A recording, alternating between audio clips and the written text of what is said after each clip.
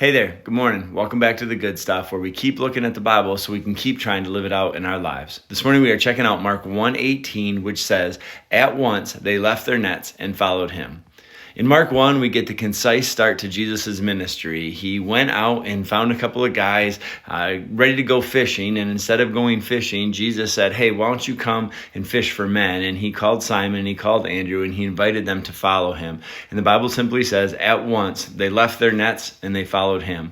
It was an invitation and an offer to be one of Jesus' disciples, to follow Jesus instead of try to find your purpose in something else. And this morning, I just would invite you and I to consider if we've left our nets to follow him.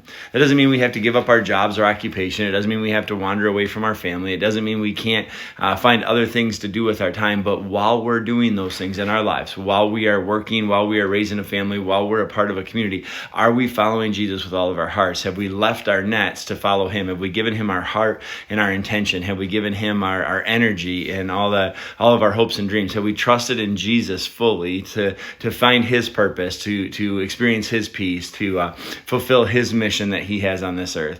I think there's a great invitation to you and I today as his followers to simply say that we will follow, that we'll leave our nets behind, that we will trust in him, and that we'll go where he tells us to go, that we'll do what he tells us to do, that we'll try to fulfill what he asks us to fulfill. You have an incredible purpose in this world, and maybe that's at your job or with your family or whatever it is that you're doing, whatever people you're around, whatever influences you might have, but we should be doing that as we follow Jesus. So this morning, can I invite you to the good stuff, to at once leave your nets and go follow him? Jesus says he'll make us fishers of men. It's a great invitation with an incredible promise of his peace, a great purpose, and all of his promises coming true. Wishing you nothing but the best. Have a super awesome, amazing day. Love y'all. Peace out. Deuces.